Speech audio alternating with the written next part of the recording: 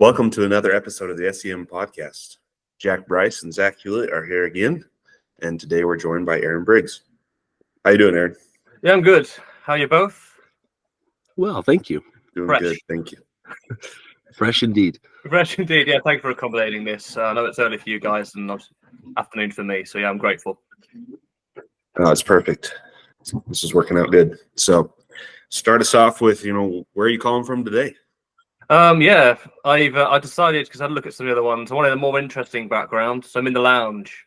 So that's where I physically am at a smaller level. But it's Northampton in England. So yes, right in the middle. If anyone's doesn't know where that is, because it's not a destination town. It's right in the middle of the place. So yeah, I won't worry about it. Very good. Love it. All right. Well, Aaron, start us off with where are the story leading up to, I guess, serving a mission. If there's anything, getting the call, finding out where you're going, time frame of all that. Then we'll skip over the mission. We want to know what you've been up to since you got home, and then we'll go back and reminisce. Yeah, sounds like a good plan. Yeah, so I served. It was August 2005 through 2007. Kind of the time when we actually started the mission itself. Papers went in probably about April. You gents will remember this is all paper, so you had to fill it all in and had to go to the doctors because we were in England. They didn't trust our doctors, so I had to get them a chest X-ray to make sure I hadn't had tuberculosis or anything like that. It's like, they didn't believe any of our stuff. It's like, fine. But back then, it's a lot more, yeah. So got it all sorted, went private, and all set it up that direction. For me, I was quite grateful the way the timing happened for me in terms of missions, because I was almost 21, or October's when I turned 21. So I was about a threshold by a little bit. If I went on my kind of 19th, then, because back then it was 19, supposed to be 18 nowadays, where it's it would have been the memorization. It's true. And I'd have had a bad time with that. I'm going to be honest with you guys. I would not have done well if it was memorization.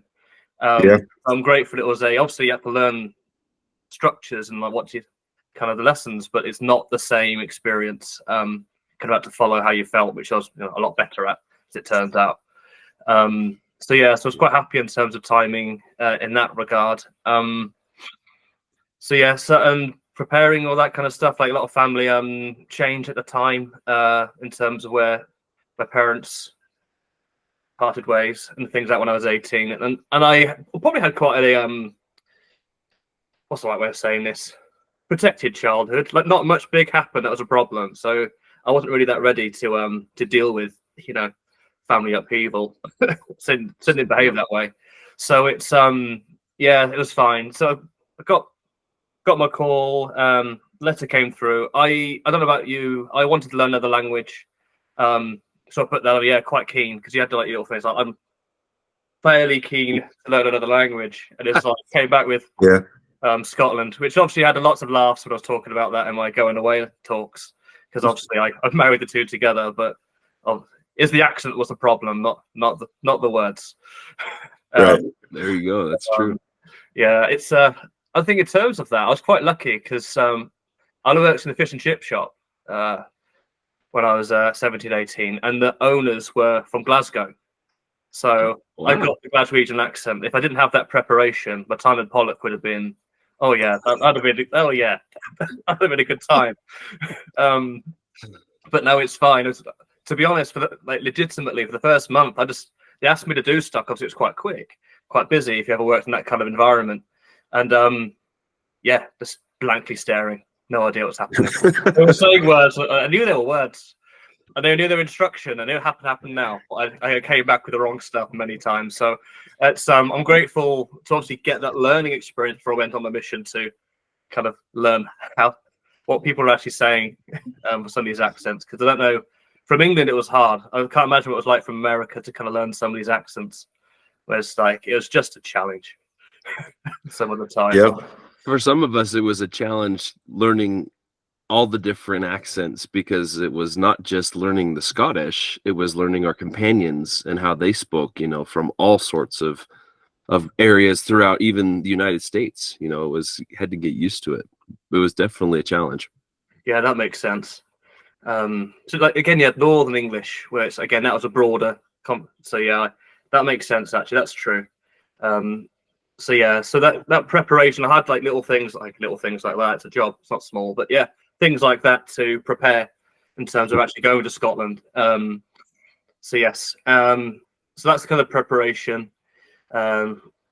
It was. It felt more because I left it a bit later. That was more of an active decision to go, if that makes sense, as opposed to fitting the routines. Sure. So I was quite happy to do that at the time. Obviously, I enjoyed the mission. It's like highs, lows. So yeah, at points, but very grateful I went and had the experience of doing that.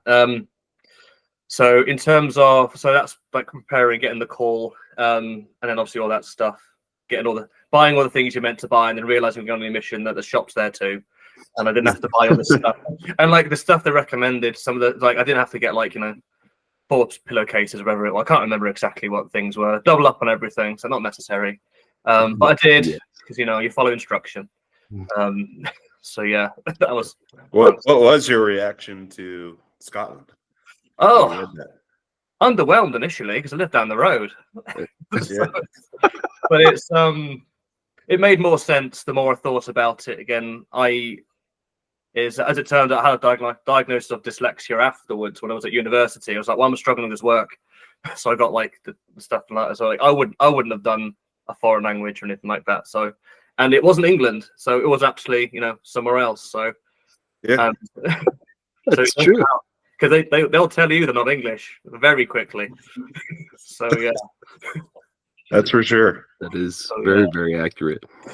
All right, well, yeah, carry on. Apologies. Go ahead and go to August 2007. What you've been up to since then? Yeah, so it's got to the MT. So do you want to do the MTC bit and then talk about afterwards or? We'll go back to the MTC. Just talk about after. Talk about life since you've been home from your mission. Yeah. Apologies. That's all right. 2007. I just forgot what numbers meant. Okay. So yeah. The first. I didn't have a phone set up. So, and I came home, trains, all that kind of thing. So it turned out the trains for whatever, like there's a story behind it, but it's not that important nowadays. Well, I was about an hour late in terms of arriving. So everyone, all my family, I've got 4 sisters, mum and dad. It was my mum, 4 sisters, all booked time off from work at the same time. I wasn't even there. I was an hour late. So I turned up to an empty. It's just nothing. No one was there. I had to call my mum on a payphone instead of a phone. It's like, oh, Mum, I'm here. It's just like, yeah, okay, thank you for that. So it's everyone forgave me. Yeah, eventually for that one, but it was anticlimactic. But I was home, so that was absolutely fine. I don't know about you, what your experience the first night. So I had a couple of days where I wasn't released.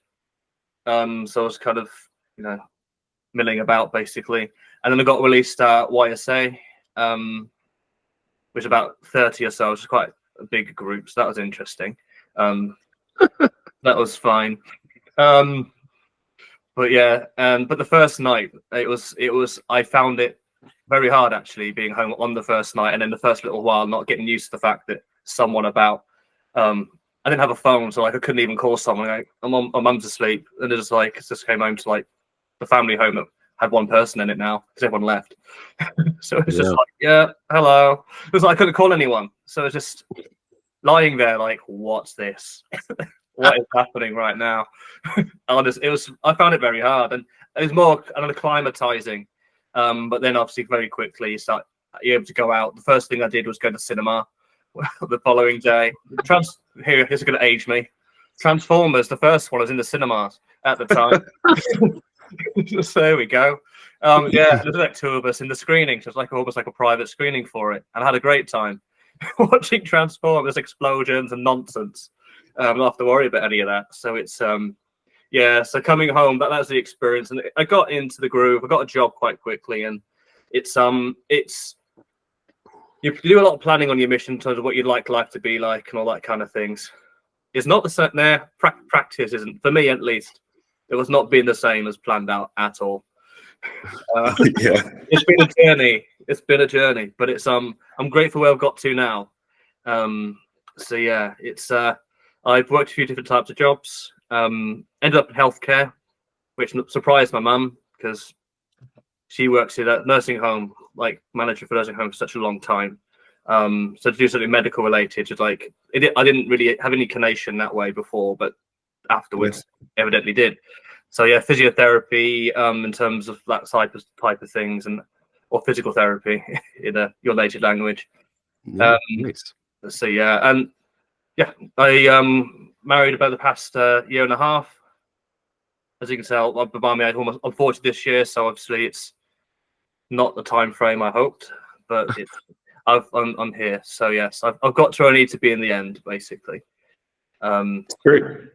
So there you go. Very good. Do you have any kids yet? No kids. It's Cool.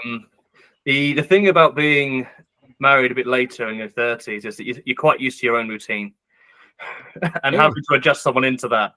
It just like, and same for her. She's like, it's like, okay, you've got your set routines, you've developed it, you know it works because you've been using it forever, for like for a long time as an adult, and like you put two of them together, and so it's no kids yet. I think that climatization, getting used to the fact someone else is about, that's better at things than you are, quite frankly. But it's good.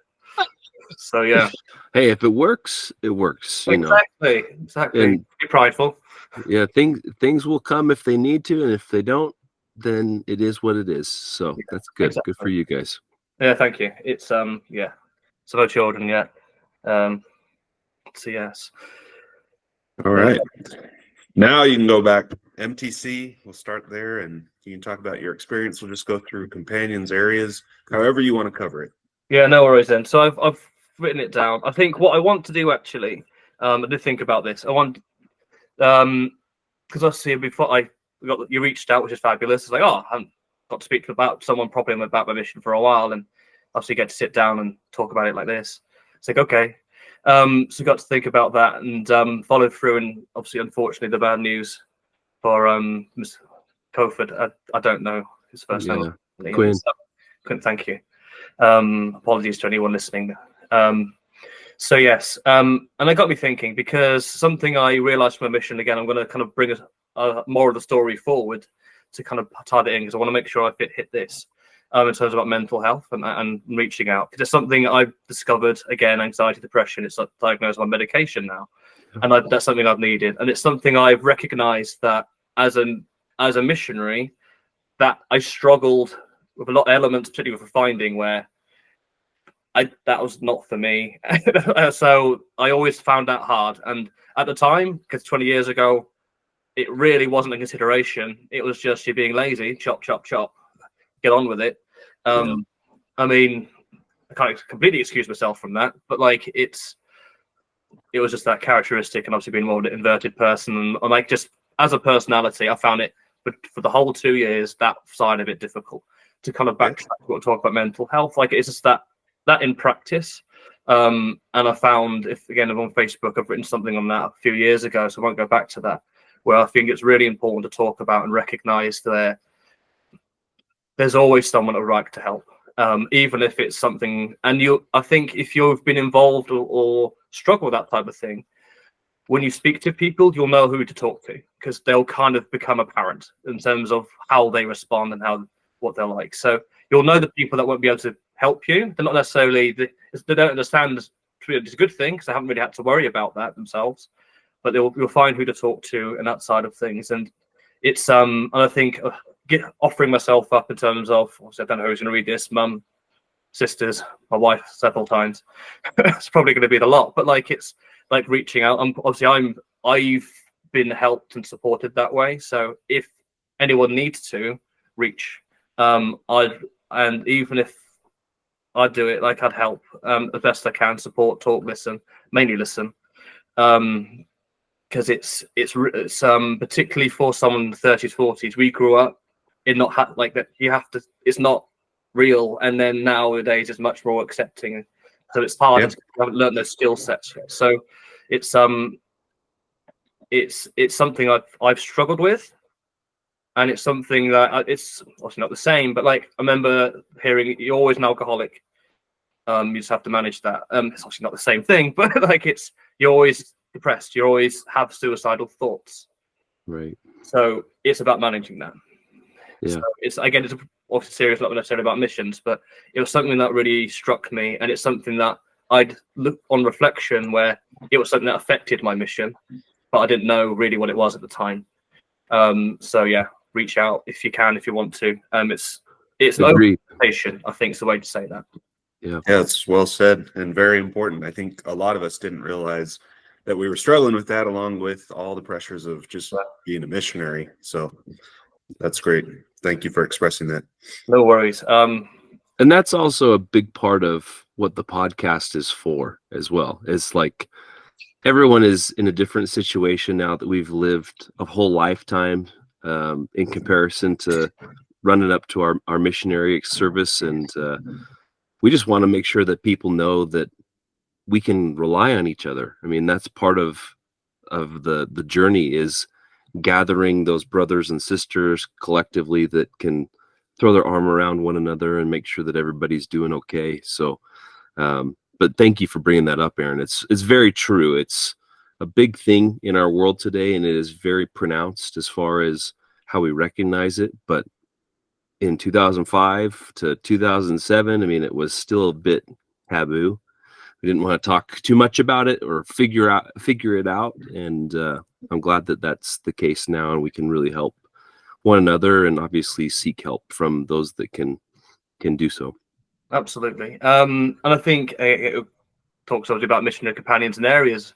And I think something that really was reflecting on this, that brotherhood or sisterhood or like just missionaryhood of like going back and how that felt, and like again you circle the wagons you're in, like it's very, I still feel very loyal towards my missionary companions.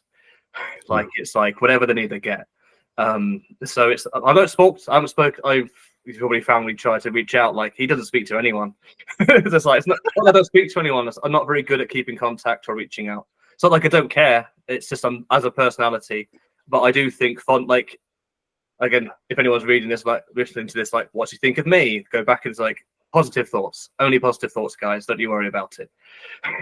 It's absolutely fine. If it was negative, it's a self-reflective. Oh, I didn't quite do that right. I'm back to that point where it's 20 years on now. I've had a lot of experience, so I'm judging 20-year-old me decisions that fella made on how I know now. Is like that's not fair. So it's, right. So it's very true. Yeah, it's just being kinder to myself in that regard, in terms of reflecting and how I could have been better at certain things, but also appreciating the positive aspects of it as well. So it's not just all doom and gloom. Okay then, missionary time, right? MTC, right? Because I told part of the reason I really quite enjoyed, like obviously the timing for this, is my wife and I are teaching primary at the moment, which is the best calling. So yeah, I agree.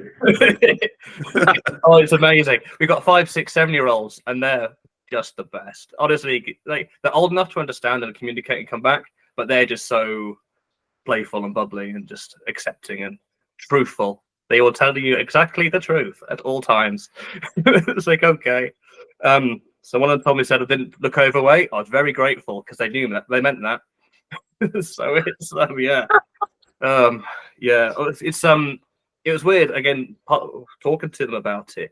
It's I weighed 10.5 stone. I can't remember what it would be, whatever. And I left the MTC at 12, so that's what's 1.5 stone, which is what, 10 pounds maybe. 10 pounds.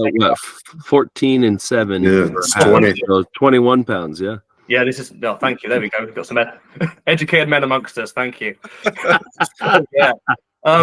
We dealt with our own problems there, and that's why we know how to figure it out. Brilliant. Oh man, it's yeah, that's a separate conversation for another time. There we go.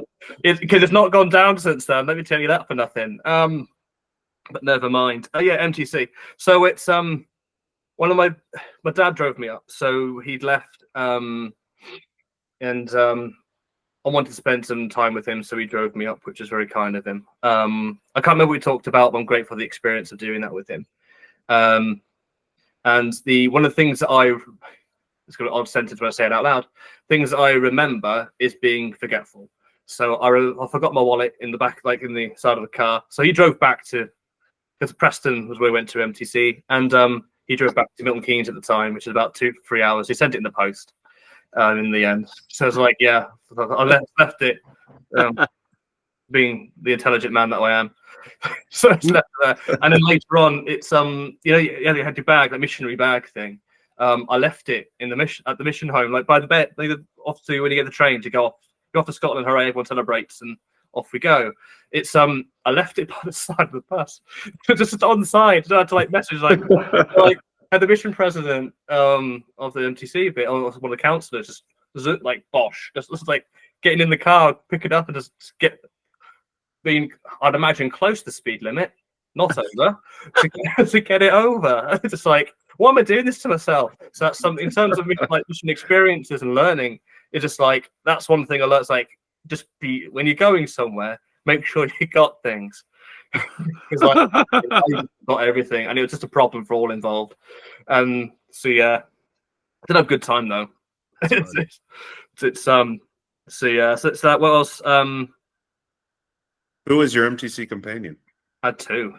I had a gentleman, I can't remember his name now, that went to Ireland, and I had Bockholt.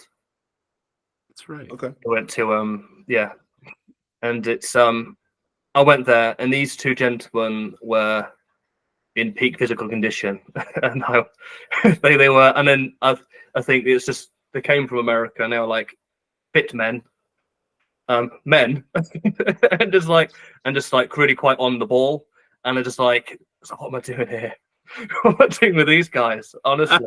And it was just like, oh man. And I just had a good time. I remember being really like on point, but not like turned up bold but not overbearing. He was like exceptionally good at that. We're just like, you can teach your point.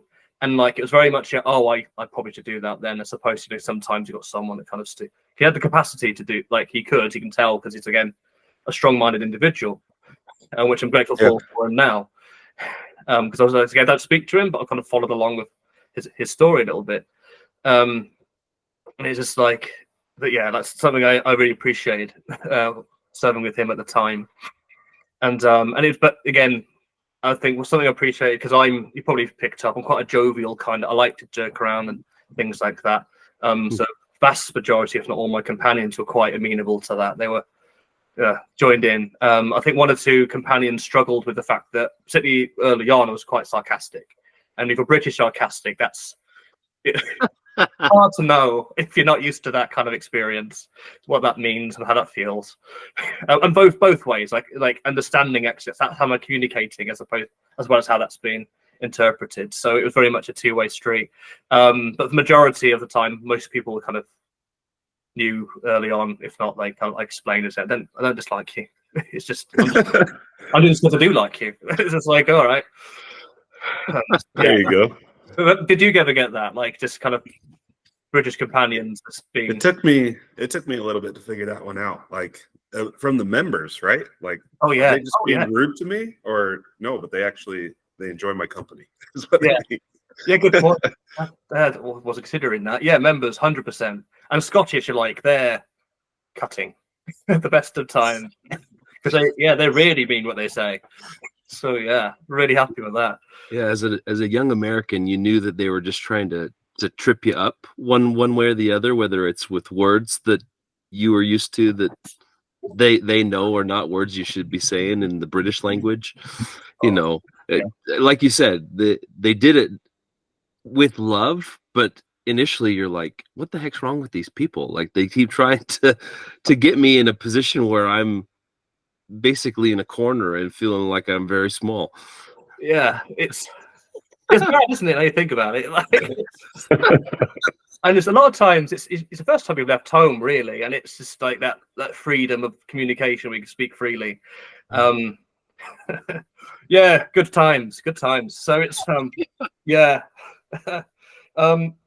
But yes, a couple of bits from the MTC. I've written it down, like sort of memories. That's the kind of thing. Remember getting on and just learning and going out and knocking doors around the Preston area. Like looking back on it now, you realise these people have been knocked on the doors like quite a large amount of time. So they weren't being rude because they've been asked like every 2 weeks.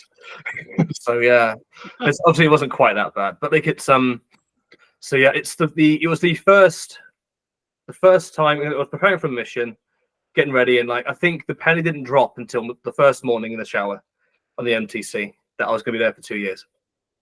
It was theoretical till then. And then you turn up, and it's just like you get ready. The first day, you just come in, it's just settling in period. You get used to all these new people, and everyone's very polite. And then you go to bed, wake up, you have that early morning shower, and it's just like, I'm here for 2 years. Like, and then the reality is, I don't know again your experiences when it's sick, like, but that was the time where it's like, I've made this decision. This is a long time. This is a long time. And you do it, and like I think everyone's had this experience where you do it, you have your whole mission time, and then it goes back.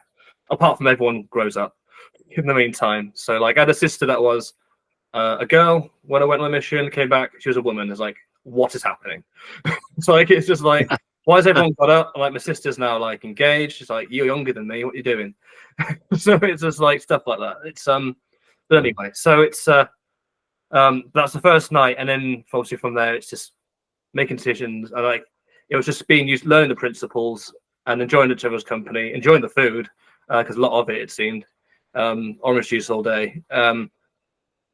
And then being surprised I had to pay for my own stamps. I don't know why I was surprised by that, because I had like this whole thing, didn't they? It's like, well, you owe like £1, whatever. I was like, I've got stamps in my wallet. Well, I've spent money on it. But it was just me being, again, you know, inexperienced at life, making decisions that weren't really well thought through.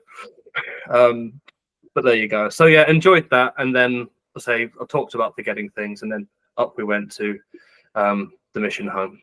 So it was Spylaw, and I got there because it's August. You'll remember it's the military tattoo. So that's right. I was slightly early, like a day or two before to go.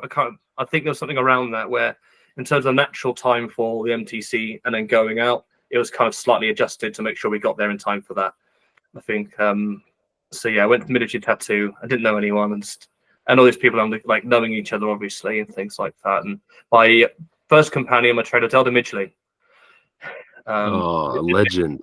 Yeah, it was yeah. So a lot of people came up to speak to us, and it's they didn't know me. Obviously, they're being polite, and obviously I was deer in headlights, and it was and then we stayed at Spylaw because we were up in Inverness as one of the first areas. There we go. Only served 5 areas. We'll obviously go through them, but like first area was Inverness. But I still count this as kind of my pre-mission experience. I hadn't really got there yet. So military tattoo, we stayed overnight in the mission home with all the missionaries going home. And Elder Midgley, who was kind of knows these people, and everyone's sort of doing those missionary jokes and things. And like, I just turned up, and then it just like one or two just laughing out loud because they're going home. And it's just like, and I was not. I was just starting. It's just like, yeah, brilliant, good experience. So yeah, and then we went to zone conference, and then again there's always stuff about what we need to do better, and I was like, okay, I'll do my best. I just turned up. It felt like the deep end at the time, but it was fine. In the car on the way up, I was like, oh, I can't believe there's a lot going on. Now the video was like, to be honest with you, you tell people and no one really care. No one's gonna care that this happened. Again, back to our point about British people. You're saying it lovely where you can't keep going on about this. It's not that big a deal. It is to me, but no one else. One knows how it feels. Two really is that interested. So they all right, fine. Yeah. So yeah, so it's carried on. So up to Inverness. I'll write some more down. Hang on, how long is it there for? So I'll go through the areas at the top, and then I'll go through each one and who I was with. So Inverness for 3 moves, 4.5 months. 4.5. Yeah. Pollock, Glasgow, for 6. 6 months. Yeah. 4 moves? Yeah. Yeah. It's not 6 months, but you get me. So yeah, Kirkcaldy, Ayr, that's 6 months. Ayr for 6 months, and then Bridge of Don Aberdeen for the rest of it. So I stayed places. Yeah. Whatever that means, I have no clue. Because we had two mission president change halfway through. Like it was President Briggs, Yep. giant of a man, and then President Frederick, who was also a big lad, but he wasn't like 6'5" and big. He was like 6 foot and big. Yeah, that's true. They were good men. Good men. They were they kind of, if our one-to-one meetings every 6 weeks, they kind of knew how to approach talking to me, and you tell they knew how to approach talking to me. They've been guided by the Spirit and stuff, because it changed every time. Like it wasn't the exact same conversation and how it was approached. Like it altered to kind of meet my needs. So I was very grateful for that. All right then. So Inverness, the first area. My first companion was Elder Midgley. I think it's did you ever serve up in the Highlands at all, either of you? Not the Highlands proper. I was in Orkney for 4 weeks, but not the mainland. I think everyone wanted to go to Orkney, didn't they? Orkney and Shetlands. I went to Orkney once for exchanges, and it was like, where are the trees? It was like a singular tree, just holding on for dear life. It's true. There's very few, if any. Yeah. So it's fair enough. It's a lovely place. Like it's in terms of I'm 40 this year. My wife and I are going to go up there and I think spend a few days.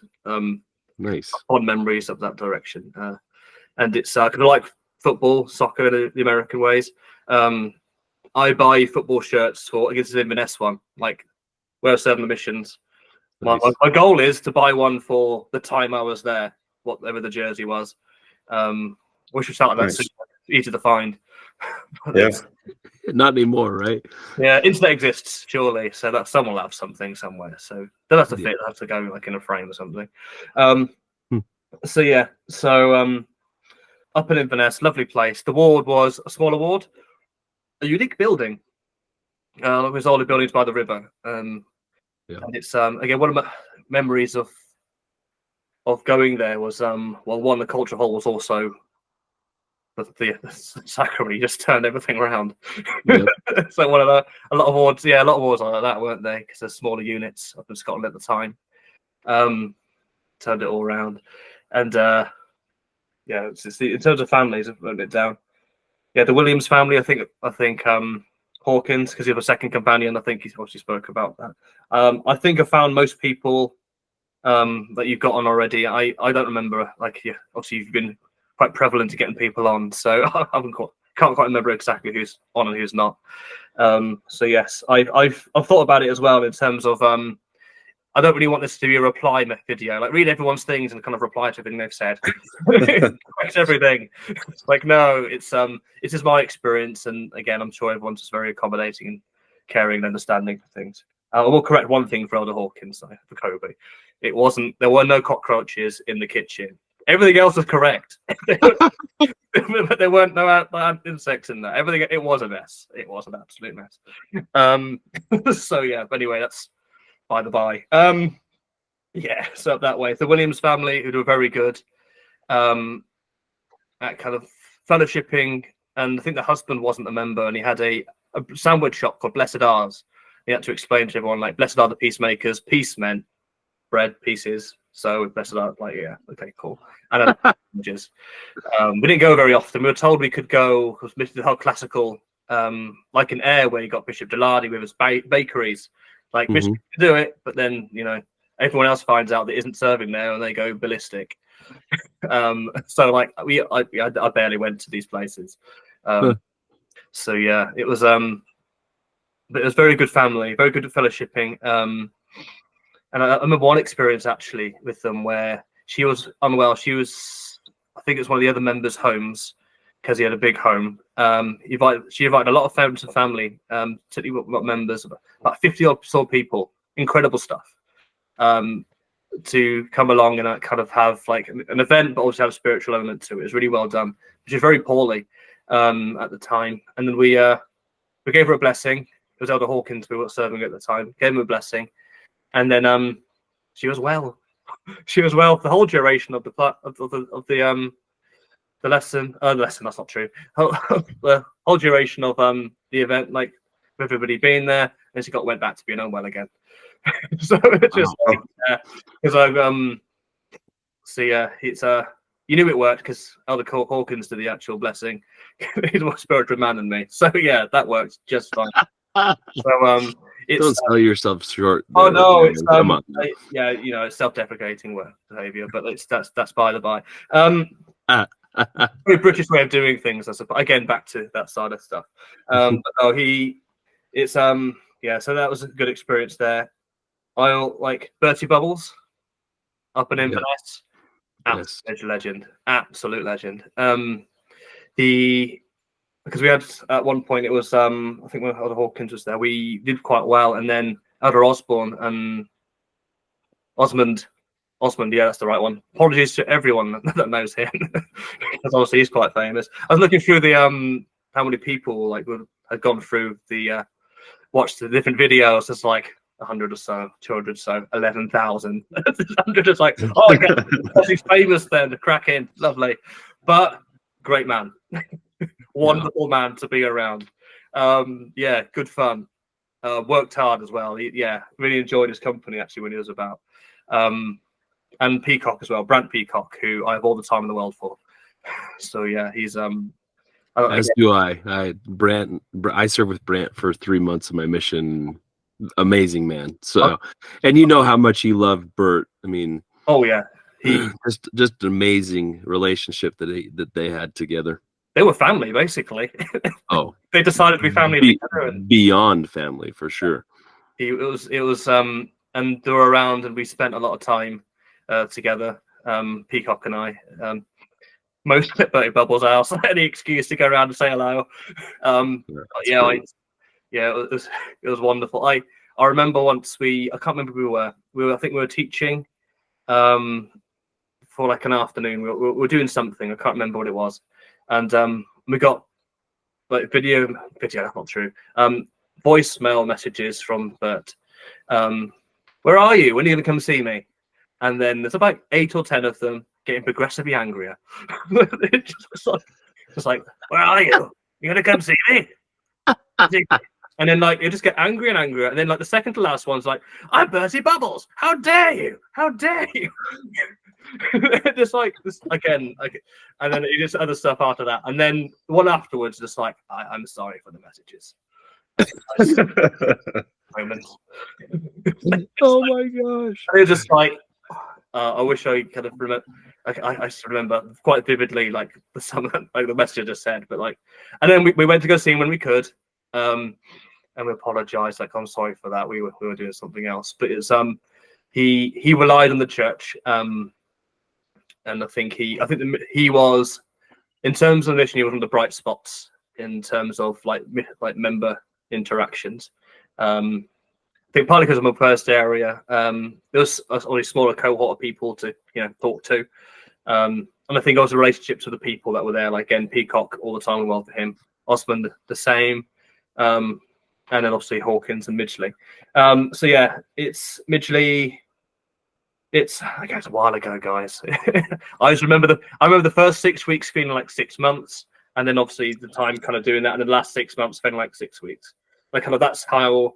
So it felt like a long time. I remember being around Craig Bettridge. I think you've had him on. Again, he hasn't come on. Call him out and tell him to come on. I thought he'd come on. No, he's from my MTC group, and I've reached out a few times. So Craig, we'd love to have you come on the podcast. And Aaron seconds that. Yeah, I want to hear your opinions, mate. I'm vicariously speaking to everyone through this. So yeah, it's true. It's for posterity, isn't it? Really, absolutely that type of thing. So yeah, say nice things, Aaron. Then, if that's the case, yeah, it's like no, it's my intention all the same. Yeah, so he was right. I remember him telling me after the fact where he didn't think I was going to make through the first 6 weeks because. I was just in that personality like this was not for me as a human being, and it was just felt quite challenging, away from the family. And I was like, anyone that served around me with me, like I talked about family a lot. I never stopped doing that because I always cared for them. So It's I was obviously got. I'd imagine in my head I had the reputation to be more trunky. Like think about, I don't think that's the word if anyone uses it anymore. But I just took the opportunity to think about my family when I could, and I came home to them and they were there, so it worked for me. Yeah, So, that's good. but anyway, so he didn't think I was going to make it, but I did. So there we go. Thank you, Craig. But it's fun. I mean, yeah, it was a shock to the system, though. And to be honest, that's how I kind of feel like the first 6 weeks was that shock to the system of kind of structure. And kind of, I did a lot of teaching. And again, this is going to be an apology right now in terms of I'm not very good at remembering names or necessarily experiences when it happened, like the detail. But I remember how I feel a lot more. So it's and I just remember like feeling again inadequate a lot of the time because you're brand new to this. And then Richard Midgley was great at it. He was as a natural speaker. It's one of the reasons why he was so popular, because like he was just good at communicating, but communicating to you and communicating to you, and like everyone got their individual time, and he was just fabulous at it. And I appreciated that because obviously I needed some individual time because I felt lost the first few little time. So yes, so around him again, I don't remember again how like we did do teaching, we did go finding. Actually, I have one experience thinking about that actually, where I will hurry this up, guys. Don't worry, we'll get to everything else. Then Take your time, Aaron. You're good. All right, cheers. As you can tell, I like telling stories, so I'm going to apologize. No, I'm not going to apologize. It's a podcast, so it's yeah, time to shine, guys. It's like yeah, right. This is your time, Aaron. Take it. Thank you. Yeah. So it's what was I talking about? Midgley teaching. I took myself off centre there. Never mind. So yeah, it's no, yeah, put it now. Yeah. I remember it's like the whole praying for where to go. And we were driving down this road. I was like try and feel the right place to go. And we ended up getting back to the flat because I was too scared to act on it, basically. But it's like the feelings like we went past this like when house I went down around the back, like, oh, okay, that felt the right place to go. But I was a bit too quiet and stuff, so I didn't speak up. You wouldn't really recognize it now, but at the time I was.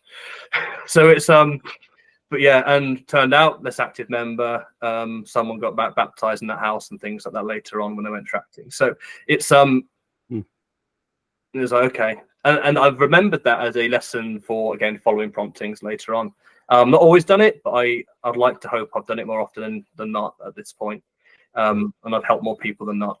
As well, so that's one of the kind of learning lessons from that. The next after that's Hawkins, who came in. I think he came in with not point to prove, but he was bustling to work. He was good to go, and we went.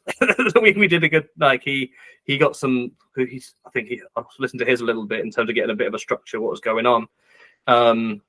Where we had Paul George, one of the members there, in terms of that. Well, yeah, I guess so at the moment.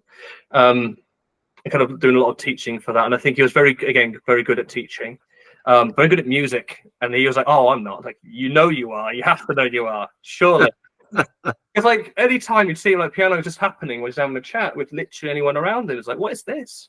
Skills, absolutely. I'm not a teacher or something now. Again, if you've the Facebook, which is like the oracle of information now, yes, our age. So it's just like, yeah, just it's very pleased that he used what he was obviously exceptionally good at and just gifted at, obviously to earn a living. So but I did a lot of teaching with him, and he I think we remember doing a blessing. We went down to Ben Nevis, went down a blessing to someone down that way. I think they went afterwards with other missionaries after the time, but we did go down there, and it was again, it's just I like nature, and it's just some of the best nature I've seen is just got like the North Highlands. I've been to America a couple of times. I know it exists there too, but I didn't see that yet.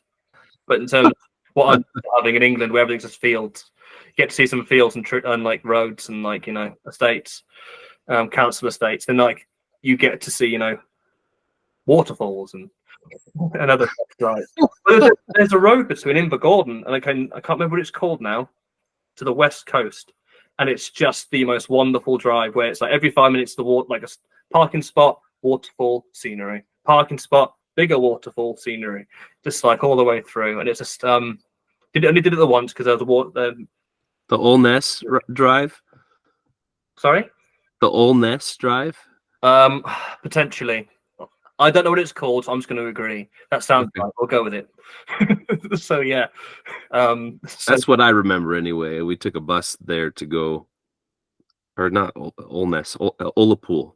Oliverpool. Yes, there you go. That's the one I was thinking, Oh, and I said oh. Olness for some reason. Sorry. That's right. I was agreeing with you. So there we are. We both. Yeah, there we go. We completed that one. Yeah. No, Oliverpool. It's wonderful. We're going to do that when we go up because I remember it that way, and I'm sure it won't disappoint. I just remember the members being very, very supportive. There were smaller groups. I think a lot of the wards. I think that was quite a theme for the smaller branches and wards. They're all wards for some reason. I don't know how they managed to wrangle that, but a lot of them were just wards. And they very supportive and not insular, but like very, again, supportive of each other. And that included the missionaries. I felt very Inverness because I was new. I think they knew I was new. They treated me as such and really supported me. But yeah, so there's I think two experiences I'll talk about there, and then we'll move on to the next area if that's all right. One of them is Elder Midgley setting me up completely, and then one's obviously more about Elder Hawkins being just a genuinely tremendous human being. So they're both, both stories about being good human beings in different ways. Let's just preface it that way. Elder Midgley set me up. So there was an older couple. So we were on the way to the older couple's home, and he was quite well. Had a big home. He had like a business, like building log cabins or something like that in America. So he was well. I assume he was a wealthy man. He presented as such. So just got married, recently married. And then we were talking about basically meeting people on the internet, which nowadays is much more acceptable. But again, 20 years ago, it was a bit of a stigma behind that kind of meeting for people. So we talked about that, and I was saying how it's not a good idea, etc. We went there. He brought it up in the conversation. I just parroted what we talked about. And then a little bit later on, obviously, that's how they met. Obviously, these older people, they met on the internet. And just like, so just running. And no idea what I only realized I did it like after the fact. Like, this is like, like in my mission later on, like when you wake up in cold sweats, like, I can't believe I did that. Like 12 months ago, whatever it is. So yeah, he was very, yeah, he got me good. They were fine. They forgave me for being so inconsiderate to how they met. But it's and so I think opinions have changed that kind of meeting anyway these days. And then the second one was Elder Hawkins and my Elder Mitchell and I started talking, like teaching a mother with her daughter, and a lot of conversations around that. And as it turned out, the father had passed away something like 4 or 5 months before. She didn't bring it up. We did talk about what life after this one, and obviously she was really interested in that kind of conversation. So she had us in a few times. And then Elder Hawkins took the phone call. I keep saying Elder. I'm going to pop, like, I can't do first names. It's bizarre to me. Toby, sorry, mate. So it's I do, yeah. They must spell Kobe though. I've probably got lots of K's in it. So it's yeah. So, but he got the phone call, and it was like a friend of the family. Again, just these missionaries coming in, taking advantage of this woman that lost her husband. I appreciate now what kind of stance they could have possibly had on that. Well, let's protect our friend from these people that you've heard things about. So I looked very angry. Well, at the end of it, relaxed, calm, apologetic, absolutely fine. Like Hawkins just completely talked him down with this situation. It's like, so apologies, we were trying to, like, again, it's like we didn't like, again, just pulled him down, and created into a positive experience. And if I picked it up, I don't know how it would have went. I go, and then like off it went, and he's like, thank you. Do something like that, and it would kind of but no, it's again, and I think as a person, yeah, that has that capacity to really de-escalate situations, and like he just almost set the tone for how things feel. Like he has a really, like, that's something I always felt like you need to come up and bring it up, you need to come down and bring it down. and it's just really good at that. It's cool. So yeah, here we go. Next, Pollock, which I'm still not 100% sure I'm spelling right, if I'm honest with you, because if you look at the maps, even like they're not the same spelling for Pollock and Glasgow. Like you got different L's, C's, K's. Like it is different depending which map you look into. Did you ever serve in Glasgow? They had a lot of wards and stuff in there.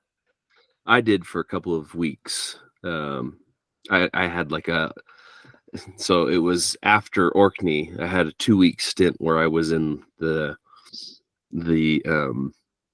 Julian Avenue ward and the Springboig ward collectively. So Okay. yeah, it was a good area. I liked it.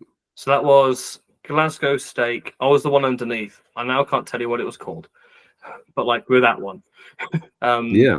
So yeah, it's Pollock in there, and it going from the countryside to the inner city Glasgow, very different experiences. I can imagine again not quite as striking as Orkney to the middle of Glasgow, but yeah, very very different. It's I served there with Elder Kellogg for 6 weeks, and then Elder Schmidt, Cage Schmidt afterwards, who again I've got all the time in the world for both these gentlemen. And I think Kellogg, again, in terms of dedication and ability to see through a plan, he's your man. he'll carry, if he has to carry you through, like he's just the capacity just to go and get things sorted. And it's like, oh, these slow down things, like he will just get it. He in terms of work on the mission, I think that's when I worked the hardest with him. And yeah, he just excellent at it. So yes. So and then Cade Smith afterwards. He was his last area. He was slowing down a little bit. So quite honestly, I enjoyed that.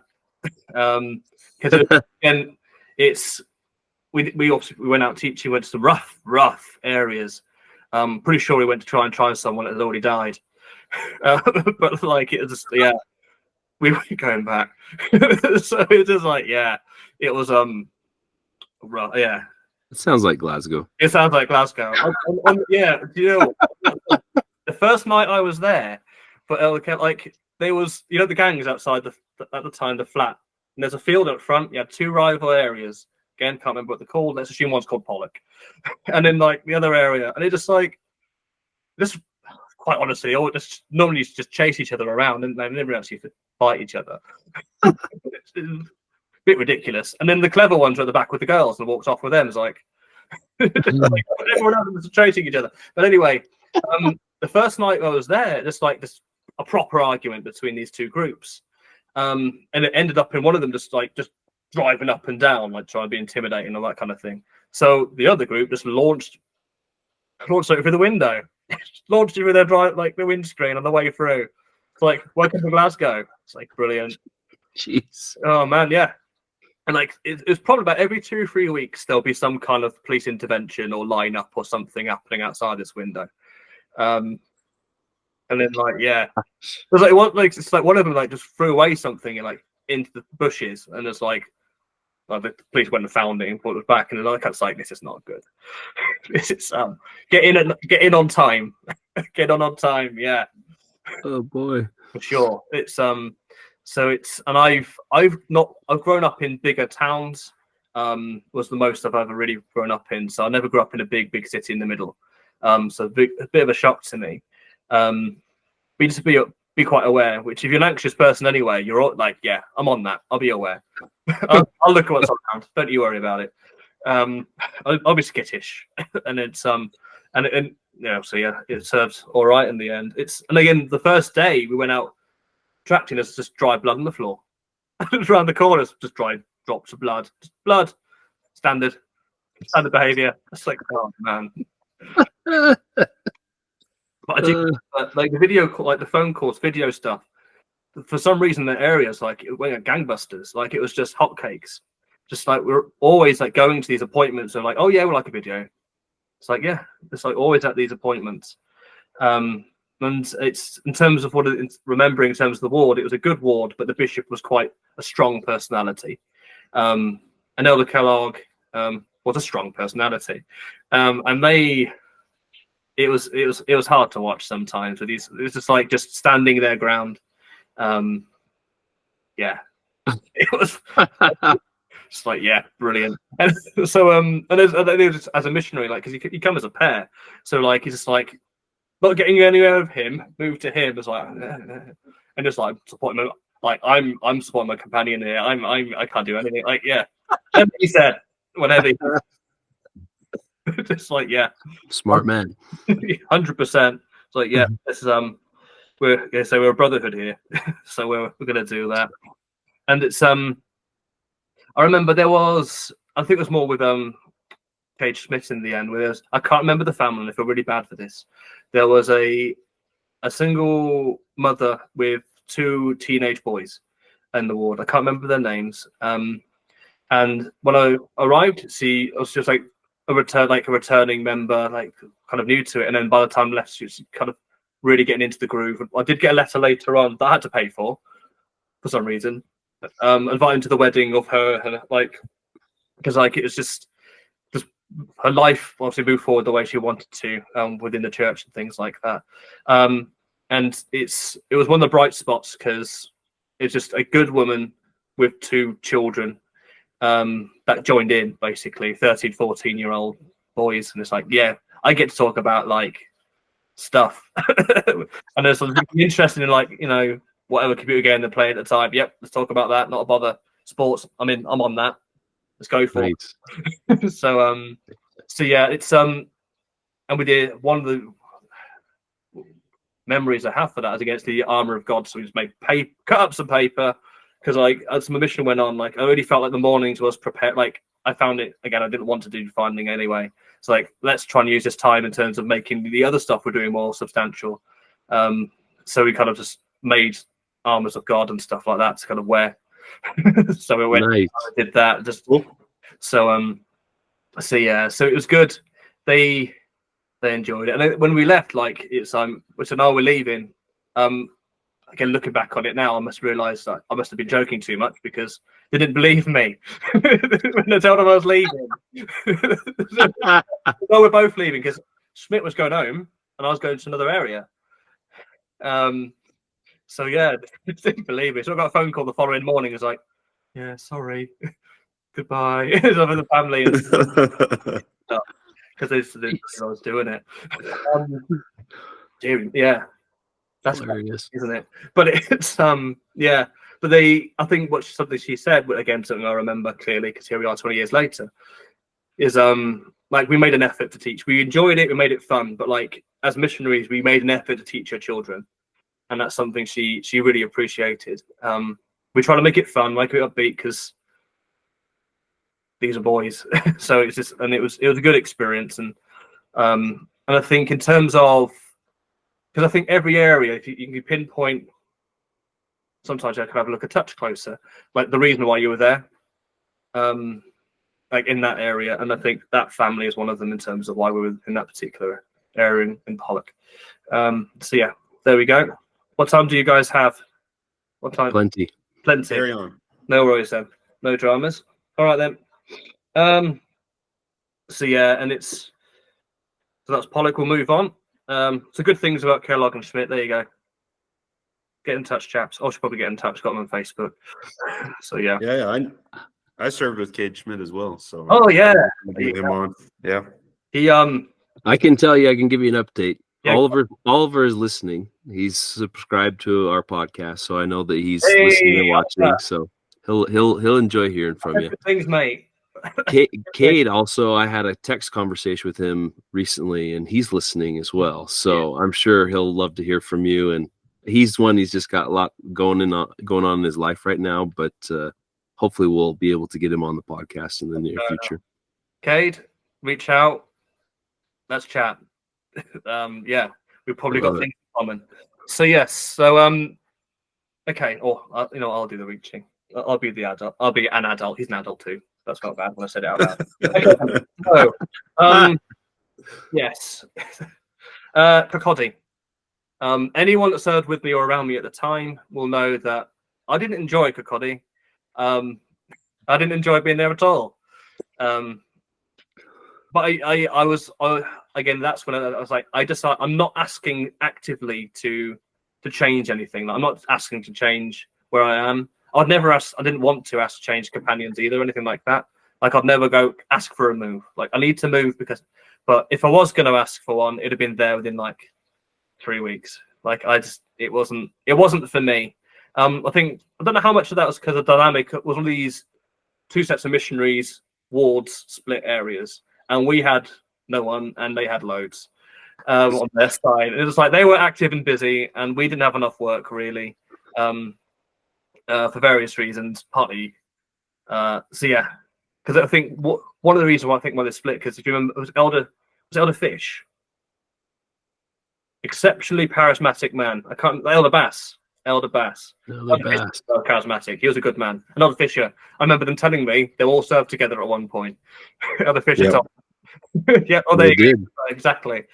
There you go. I served. Well, Bass was in Kirkcaldy. I was in the Glenrothes area. So. Oh, thank you. Yeah, the Glenrothes. There we go. How was the split when you were there? Because it wasn't fair when I was there. It was the opposite. So yeah. Kirkcaldy was super busy, and we had the scraps. Yeah, it evened out in the end. If that makes you feel any better. So yeah, it's I think it was just. I think it was a strong ward. It was a strong ward. There were good people, and I just don't think I settled. That was very much a me problem kind of situation. I think it started with my first companion, Elder Nettleship, Bobby. I think you have had him on. I'm scared to go in because I don't think I didn't do a good job in teaching that man what to do. He was very self-taught, and he did a very good job teaching in the end. And I think on reflect, because I have thought about it several times, I have apologized to him as well in person. I don't think I did a good job with that. I kind of almost left him to it, which isn't the right thing to do. But it's I think a part of it's again personalities. He was much more outgoing and a strong, confident in himself, and I was the opposite of all these things. So I don't know what kind of fed into all that there, but we served together for 6 weeks. He put up with me. It was very good of him. You trained him, right? I trained him, yeah. Again, that's like right. As I said, I yeah. I'm not sure how much I did for him, but he served his mission. Yeah. It turned out just fine, Aaron. Don't do that to yourself. It's It works out. Look, Zach is okay too, and I trained him, so it works out. Well, it's all good. Hang on, we still speak, but it's it's again back to my point. Like, it's not. I don't not speak to anyone because of our relationship. It's just I don't speak to people generally unless you're in my immediate sphere of influence.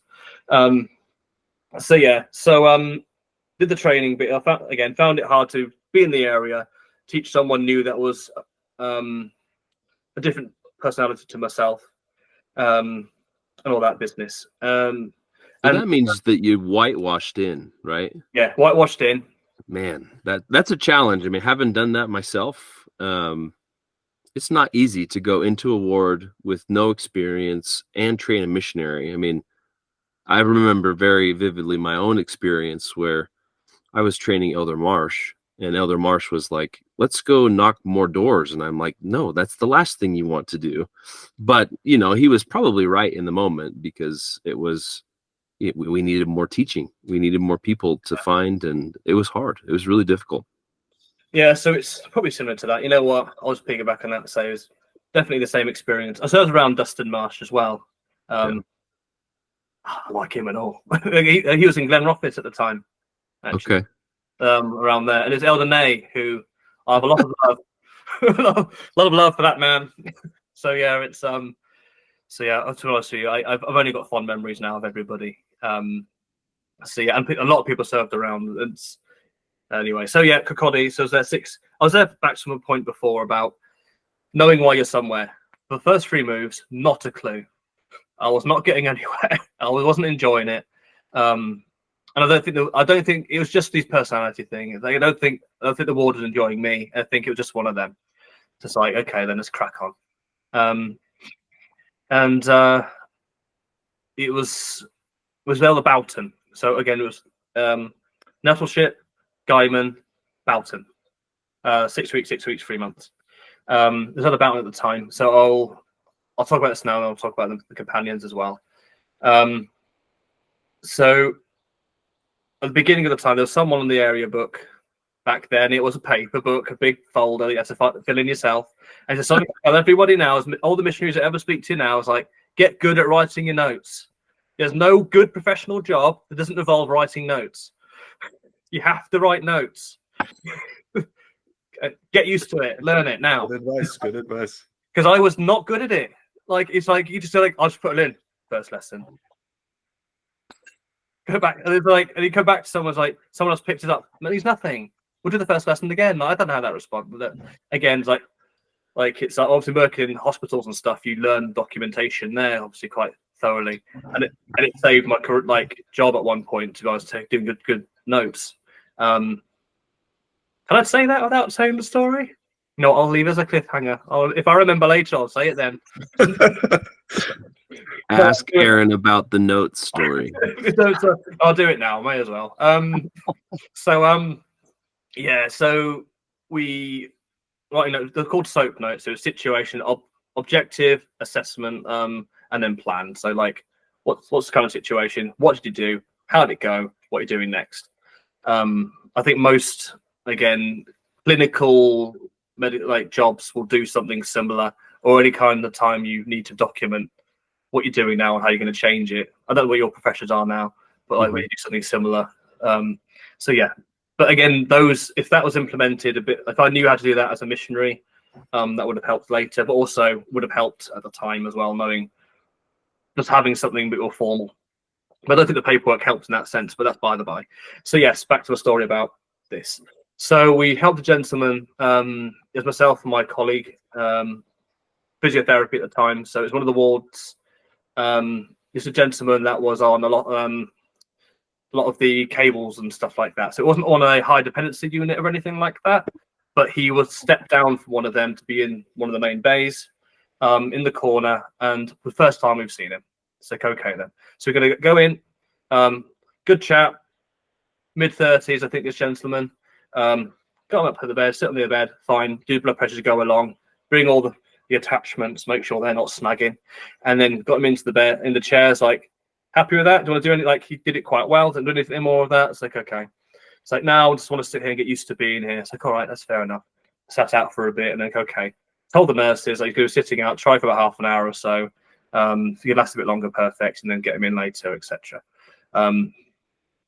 Don't know how it is in America, but therapists are really bad for getting someone out somewhere awkward and then walking away. It's the worst thing start to sort it out later on. Anyway, that's a professional conversation. But anyway, so we did that. Unfortunately, this gentleman passed away overnight, and the family blamed the physiotherapy. Oh boy. Yeah. And I wrote the notes. So yeah, they must be good.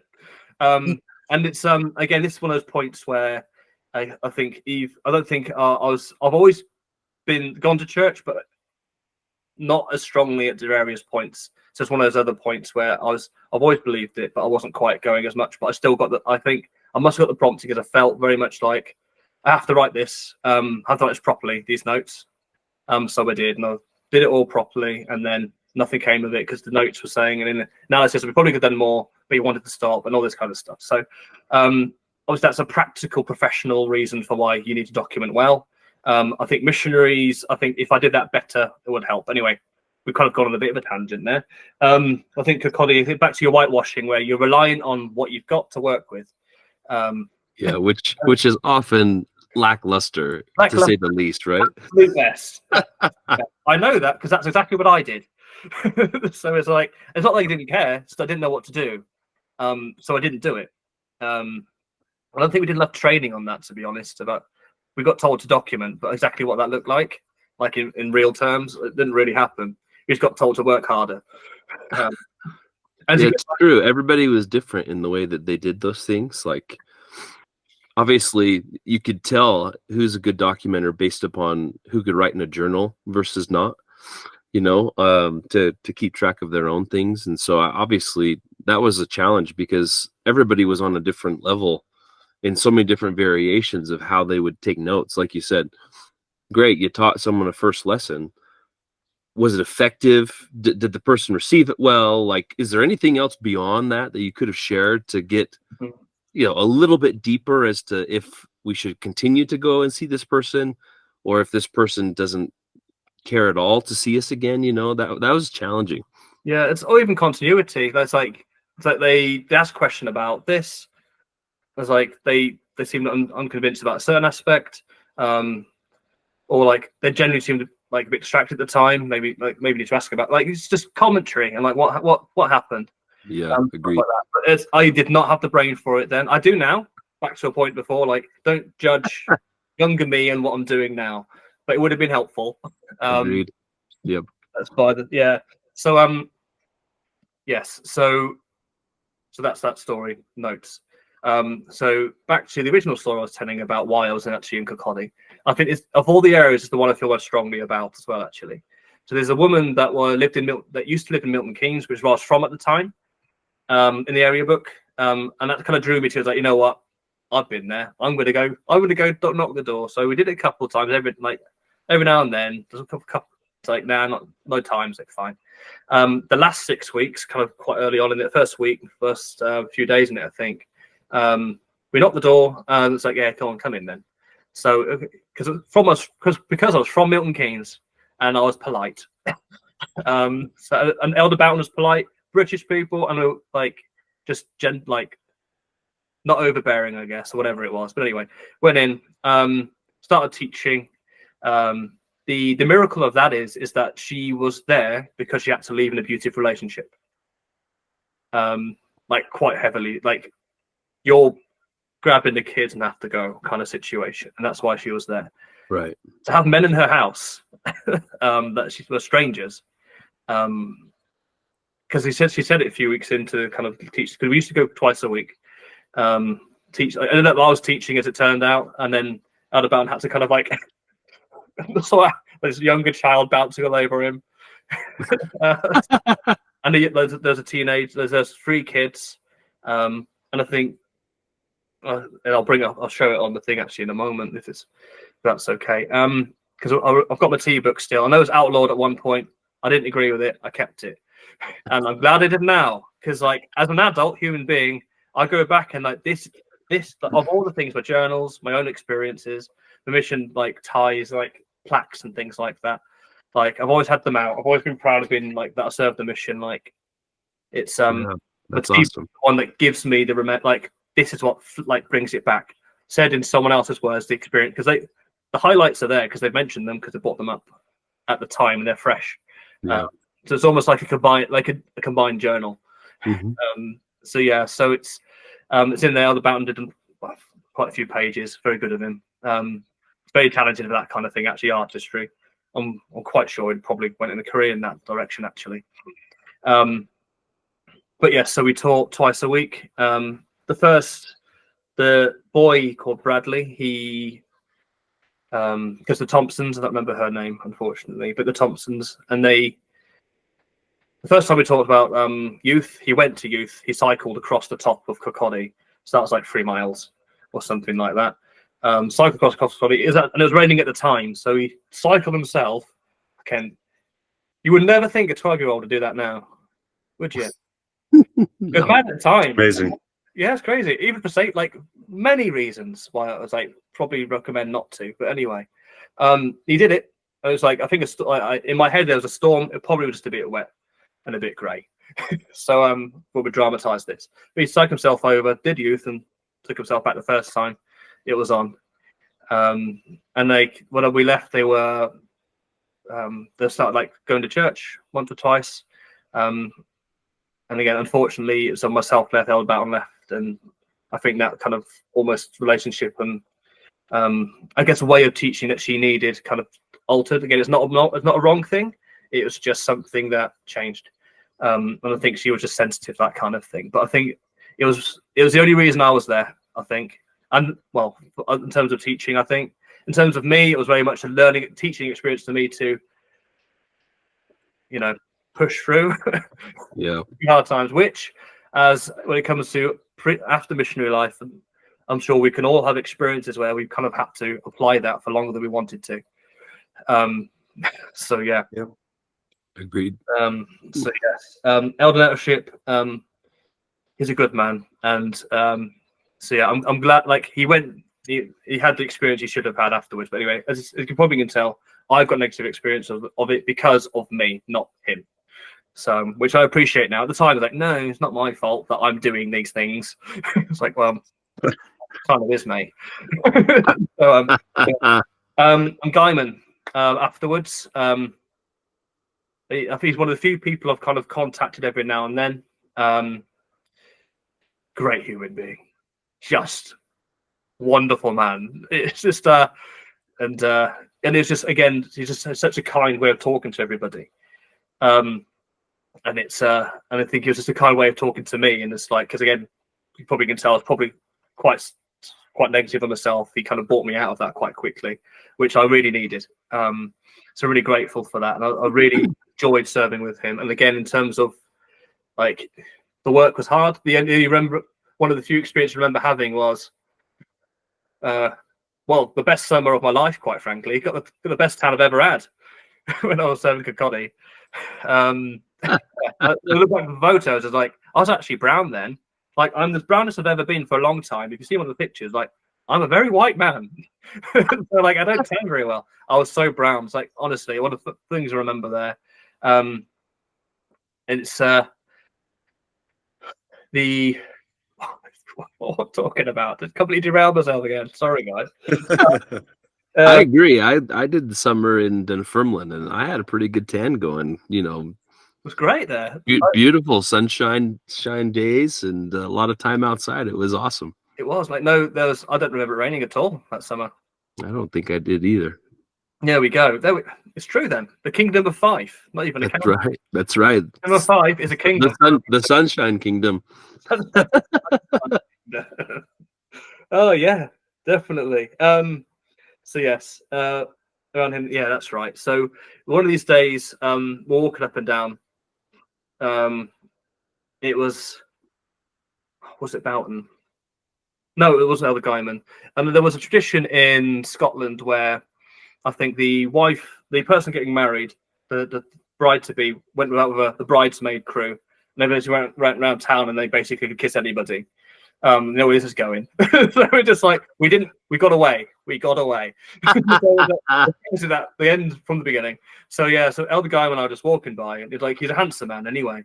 So just like, we're walking by, and it's like, it was one of these road, and then you've got your pathways up to the other road at the top. Who designed this, I don't know, but that's what they did.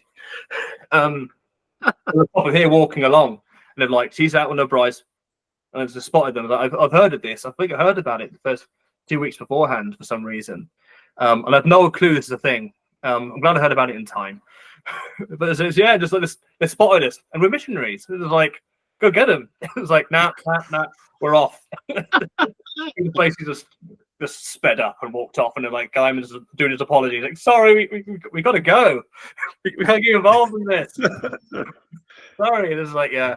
So that was fun. But it was I just remember laughing a lot serving with him, and doing our best, but not really getting very far in that area. And then afterwards, Elder Boughton, and I think it was again, it's the type of person that we were quite similar in that regard. So it was good to serve with him. And it's we got to talk about computer games a lot, which is nice because I'm a bit of a geek in that way. But it's well, to be honest, I'm a bit of an all rounder, like most things. Like the five, like the football as well. I like the zone football because I just ran around the ball. It's like, without being rude, there's a lot of inanimate objects on the field. Just run around them. When I could move, I could move then. I play five-a-side football now, and like I just stand there and it's like, just get in the way. But that's good of you. Good of all I'm good for these days. But it's I enjoy it still, so I'm not giving it up. I'm in denial. Nice. But yeah, but I did enjoy those zone activities, to be honest. Just meet up with everybody, and you normally would find someone else that you've been around as well or served with, and just catch up, and really valuable time. I found the same with district meetings, like a valuable time to spend time with other people, because particularly if you're around one person all the time, it can get grating on each other a little bit at times. I think it's not even even if you get on swimmingly, like I'm about to talk about, James McCabe. That like we got on, but we're all around each other all the time. So Yeah. so yeah, so it's Boughton spent a lot of time. I think it was the Thompsons was kind of our highlight. And us doing our best basically with that kind of thing. So really enjoyed serving with him. Very British man. If he sounded more British than I did at the time, which is brilliant. Right, last two areas. We're getting there, guys. We're getting there. So yeah. Air. So I think Air was the 6 months. The area that I have memories of members in all the areas, and I think I remember everyone kind of being good wards or little wards, but they're all wards. It's the one that I have the most memories of the families. So I'll bring out some families, and then you'll probably, oh yeah, definitely Sharky. Oh yes. Sharkies. His stories, supreme. What a storyteller! And then one of the things again, that really stuck with me as well, was because he had dementia at the time, and he was just like, we came in afterwards. He was reading the scriptures, and then we came in, had a bit of a chat. It's like, oh, what are you studying? It's like, you know what, I don't remember, but remember how it feels. And it's like, I've probably heard, like, I've remembered that. It's like, you know what, that's really valuable. Just like, so yeah, so I don't feel so bad about not remembering people's names and stuff, because remember how I feel. So thank you for the Sharky, George Sharky, for teaching me that. And he wasn't wrong, because he could murder anyone at any time. He would do. He had nothing you could do about it. Even if he was 70 with dementia, like nothing I could do about this if I felt so inclined. Because they made movies about him again for posterity. If anyone wants to know how, like, they made movies about him being the SAS. He wasn't allowed in countries still when we spoke to him. He was the real deal, So yeah, but wonderful man, wonderful family. Then the Gilardis, Yep. Who I think Bishop Gilardi and James McCabe were best friends. They got on very well. I felt a bit like an odd man out a little bit, like but they were just strong relationship in that regard. And then the Colburns, whose friend is currently now on the as an apostle. So it's because he I can't remember his name now, but anyway, Colburn, don't remember, that's fine. But yeah, the Colburn family, very good. He used to be a rally driver, so every now and then he'd drive us somewhere, and like he just treated himself to drive like a rally driver. That was a good experience. Yeah, that was good times. But there was more like in the ward. It was a good ward, strong ward, and a lot of and the flat was like just around the corner, like literally around the corner from the chapel itself. So yeah, so I say good families. McCabe got on really well with him, and again, he's someone that's aged very gracefully. If you follow him in anything, yeah, he looks very good. It's upsetting, really. He started out great and it just carried on, but it's fine. Some people are allowed to have all the luck, aren't they? Right. Yeah. It's but in terms of we taught a few people. We taught someone called Chris Reed. Have you had McCabe on here at all? Yeah, he was pretty early. So look towards the beginning of the podcast. He came on. Yeah, I'll go dig it out now. What about to say about me? But yeah, Chris Reed, like good man, like proper man, mid-20s. Like it's very different to your classical investigator at the time. And he got baptized when we were there. So it's like success story. And I think it really was a lot of McCabe's work that kind of, and the way he was and how it just kind of able to kind of connect to somebody that like him and kind of get him through, getting baptized. I'm not sure how it's worked out at this point. And obviously one of the scarier experiences on the mission actually, at the time there was a twins, twin women, I guess. Must have been early YSA age. They still they used to call us like all the time. Some days you get like 50 calls a day, saying all kinds of stuff, like legitimate stalking stuff. It was wild, and then we had to go to with McCabe and I, and it was just and us leave like it wasn't good. So I went to the bishop with it. And it's like it stopped at some point. I don't remember what threshold, but we were in like a lesson would come out and be like 12 missed calls, this number. So like, we got to a point where we're missing proper phone calls because we were just blocking it out. It was like silent. Like it was the only experience I've had of that. Did not enjoy it. So yeah, it was that went on for like a couple of months, I think. So yeah, that was a mad one. But we got through it. We got through it. But no, he had such a good like relationship with the ward, and I think in terms of missionary to ward, I think he had the best relationship ever. Like I think everyone I served with was good with that. But he was like just again very naturally gifted. As you can tell now, his profession very naturally gifted at communicating and bringing people on board. So yes, served with him. It was really enjoyed it. Very kind to me. Went to a gym a couple of times with Chris because he was a gym person. I did try my best, but yeah, it was all right. My stamina was pretty good, but my strength wasn't quite there. So yeah, but that's by the by. We've got different strengths, which is not a very good sentence to say. After that, then after that, Jason Ford, who I've seen a few times after the mission, because he's up Leicester way, and so we're not too far away from each other. We've met each other a few times over the course of the years. Nice. I think he's one of the most greatly misunderstood people. I think he just wants, like, he's somebody that works so hard to be appreciated. Like, I think be appreciated. It sounds very negative, but I don't want it to be that way. Where, like, as a missionary, I think that's partly why he behaved the way he did sometimes. And after, like, it's just as a person, it's like just a good person and wanting to make sure, like, wanting to be appreciated. And I think if you look at it in that prism, I think a lot of things would make sense in that sense. And it doesn't help that your dad was 70 at the time. It was like he just wanted to be himself, and he was himself, and like that's something I really appreciated about him. And because that was the only time the district leader was then and afterwards. I wasn't trusted after that. Like I was the district leader's companion for 15 months of my mission. Like most of my mission was a district leader's companion because I was just good at supporting people, I guess. But then, he's quite good at that. Let's let him have a go. And it's like, I guess, nope, no, we won't do that. Back to being a companion again. Like Connie's the only time I wasn't. Everywhere else I was. And then when you looked at the sheet at the end, like it said, like junior companion. There's like, I do not believe that to be true. It's like I don't believe there's any such thing. You get told that on a mission. The first couple of moves, yeah. 100%. But when you get to middle point onwards, like this is a collaborate, like you're a union. This is no ups and downs. You're even in this.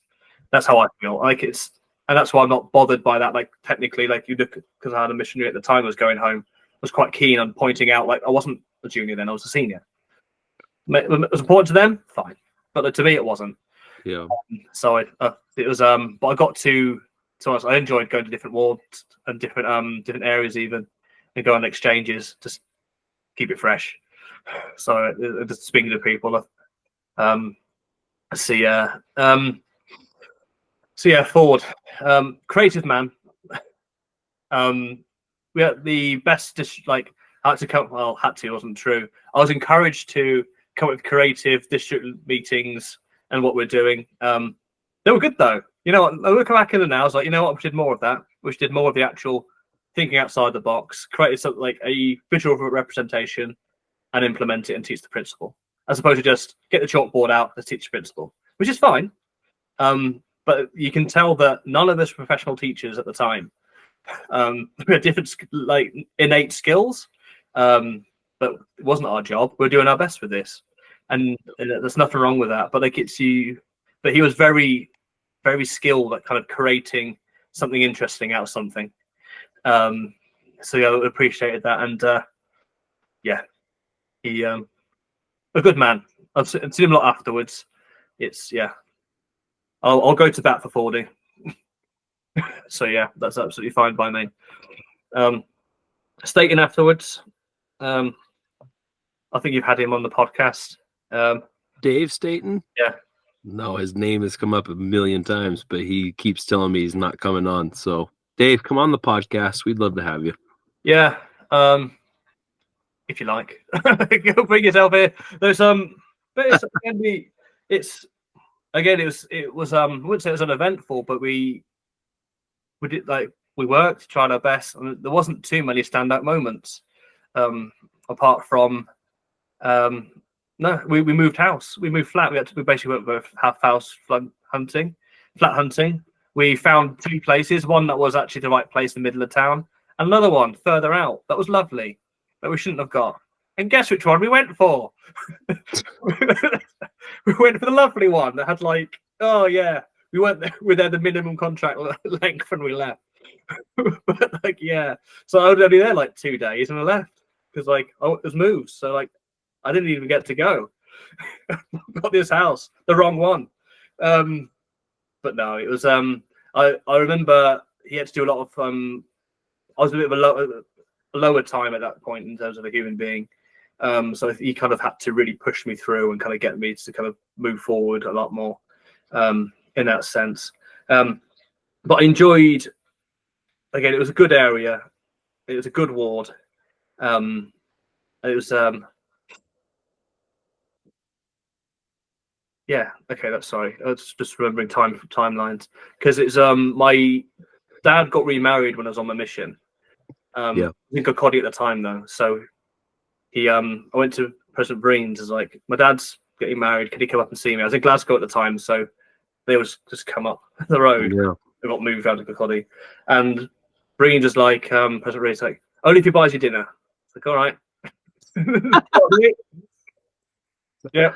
That's a good compromise for sure. Yeah, good compromise. I felt like, again, back to your point about the presence, is that particularly towards the end, like we talked about the work, but we just talked as men, talked to human beings. And my last area when it came to Bridge of Dawn, like President Fredrickson, we did the minimum in terms of talking about what the mission work.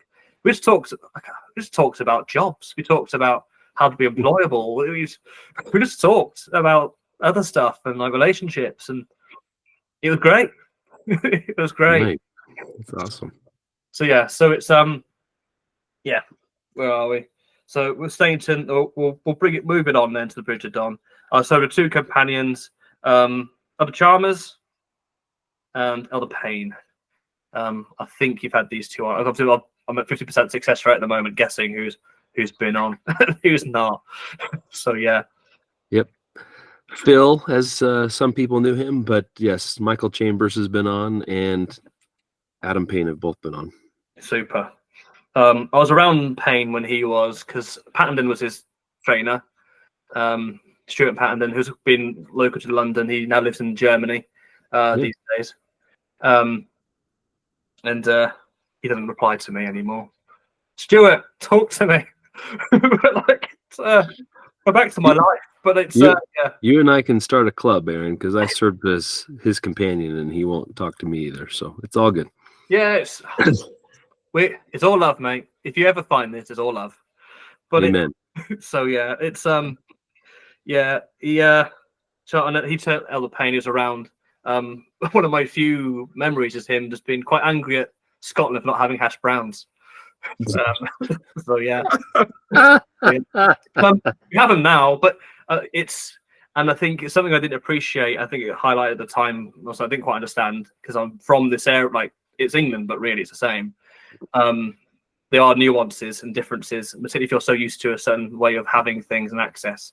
Because I think my understanding, particularly when it comes to food or different types of things, access in America and Canada is a lot better than England, particularly at the time, and Scotland was like even less. When I went home from Scotland to England, I didn't realise the standard of living was lower in Scotland. I thought it was the same, but it's not. It's not as high at all. At the time, anyway. It's been a long time, but yeah. So it's I've got to jump to talk about Payne.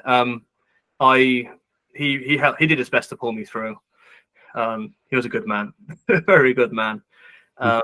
We talked to a few different people, and we went through one gentleman who was quite good. He played for Raith Rovers professional football club at the time, so he let us in. Speaking to him, and it was I was waiting for the lessons, and then like it was almost it was at the time where it was quite formulaic, and I went to the end and obviously invited to baptism. At the end, I was like, well, that's what you do now. And then like he challenged me afterwards, and he was right, but it was we just went through. It didn't back to your point that sometimes investigators doesn't really feel like there's much, like it's not really going anywhere, but he was just going with it. So it's it felt like the right thing at the time. So that's what we did, and it's obviously we didn't really teach him much afterwards. But it was a good example of processes and like allowing people to kind of go through that and have the opportunity and have that accountability, I guess, when it comes to it. So it's kind of one of those situations. So yeah, I'll jump back to Chalmers. I can't remember the name. Hopefully, in his one, he talks about it. There was a non-member gentleman that was going to get baptized, who was dating, engaged with a returning member. Hopefully, it will come up in his one. I can't remember the name of them. I can see them in my brain. I can see them right now, but I can't remember who it was. He worked very hard with them and a few other people. We got a couple of baptisms, I think, in that area. Was it Cliff Watt? Maybe that was before you. No, Trying to remember. 2007. Like this is like Okay. like spring to summer. Okay, yeah. Then it's after my time. Okay. So yeah, because I think she wanted to return to church, brought her partner with her. He was interested in ended up being baptized after they got married. After the fact, that's fine. He's the only non-member investigator that taught priesthood. He was on. Wow. Oh yeah, and it was good. This is the right, like it was a good lesson. He knew what he was doing, and he taught the right principles the right way. And it was just like this man's been prepared, and he's ready to go. But you had to kind of almost have some patience because they were living together as a couple. Obviously, there's that dynamic with that is that you can't really be baptized in that scenario without being married. In the end, we passed it on to the bishop and went, "You sort it, mate." But like we, and I think as missionaries, we try to fix it. And then there's something I've learned later on is that some things aren't your job. But you're a missionary, you're meant to fix everything. So we tried, and it's but we taught that lesson. His partner wasn't there at the time, and that's the time we got the prompt to teach about it. And it was just humbling to teach, humbling to listen, like be taught it. And it was just went home feeling rubbish. It was like, they're just like, oh, but it was a catalyst to move things forward. And he started working with the bishop and that side of things. The right people were talking about the right subject with him, not the missionaries. You right there? Struggling. Oh, we're good. We're all good. Just got the tissues out. I'm a bit under the weather this side as well. So must be a global thing. Fancy that. Global diseases, eh? You have them. Yes. I remember a joke saying you can no longer say avoid things like the plague because we had one and the people weren't avoiding that. So that's no longer real. That's not saying, you can't say it. That was a taken, that was a given, but that's not true.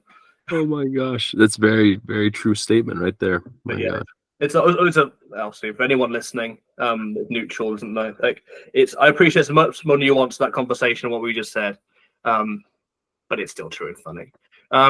So yeah, there we go. So it's Chalmers worked very hard with this family, and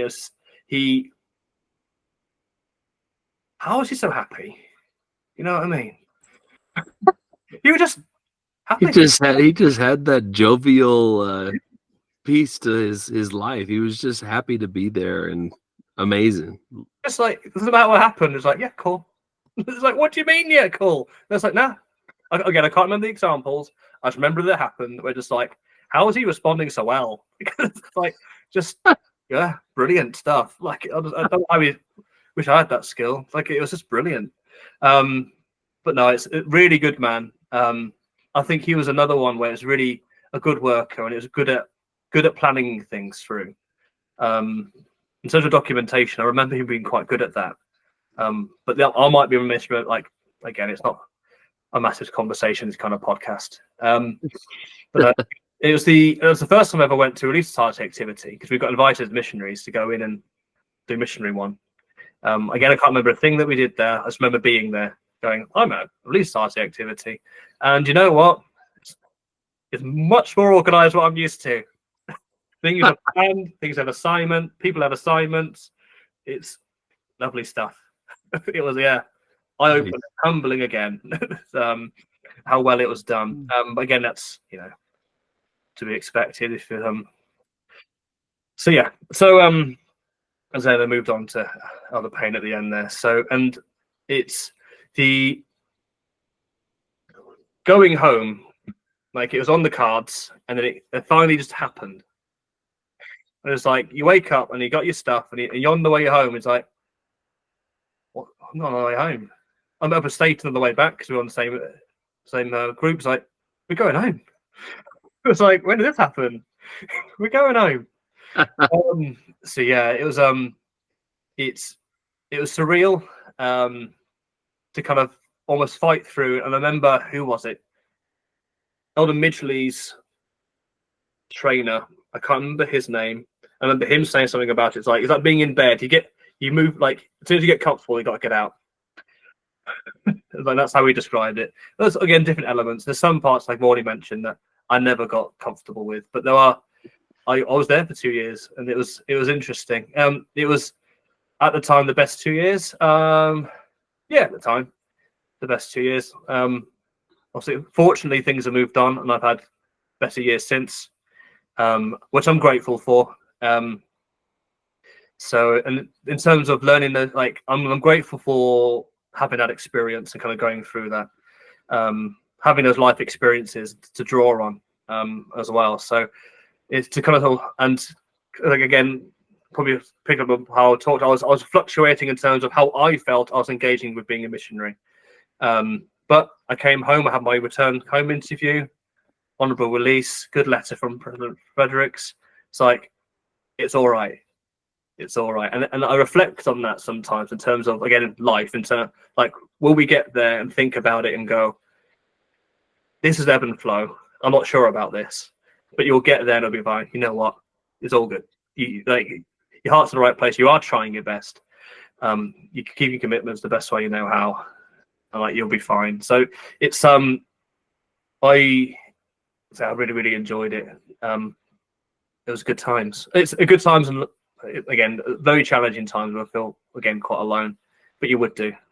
You know, you're a foreign country with a stranger. But like I said, I came home and felt alone anyway. It's like it's alone anyway. So it's just it calmed down for that. But the in terms of the weird things, I want to get on documentation. So, you know, posterity is that some of the things like dreams, just like really, really odd things. Like, I was, particularly on Christmas, I'd have dreams about flying home for Christmas and forgetting to go back. and at that time that I forgot, it's like May. I've been home for 5 months. I forgot to go back. Went home. So that's, I had 5 months on permission at the end. Just like no. Just like anytime around, like, again, around Christmas, I was home. Like, I was going home. Like, it was weird. Really weird dreams. Bizarre stuff. It's like, how do you forget to go home after? But yeah, so it happened quite regular. And then, say, it's, you have the dreams about being home and acclimatizing and having to go back. It's like, no, I've already done it. I've already done that. I'm not going back. Like, I appreciated it. I loved it. It was fine, but I don't need to do this again. I want to move on. So yeah, so it's there you go. There we are. There's an Elder Briggs mission, kind of summarizing. Well, not summarizing, wrong in the end, but yeah, That was great. It was a great summary. Perfect summary. Yeah, there you go. Yeah. But it's really got me thinking. I like, we talked about people, and these are all people I really like. I care for. I want to talk to these people. I want to feel that, like, get to feel that camaraderie again. Like, obviously for yourselves, like, you do this podcast, right? Part of the reason I'm assuming is, like, you know what, I'd like to access this as much as I can, because it's moving further away from it. You recognize how special it was. So yeah. I'd like to, like, it's not going anywhere. You get to keep it. So it's like you get to go back to it and, like, reminisce. So I'm really grateful for the reach out. I'm really grateful for the chance. And now for the opportunity to also go, hopefully, if I keep my own commitments, talk to people. So yeah. Yeah. That's definitely a part of this for sure. Just that connection and reach out and refreshing of the relationships that we had many years ago. So That's wonderful. You touched on, the mission presidents that you had and some of your memories with them. Anything particular, stories, them and their wives, or memories, things you want to share there?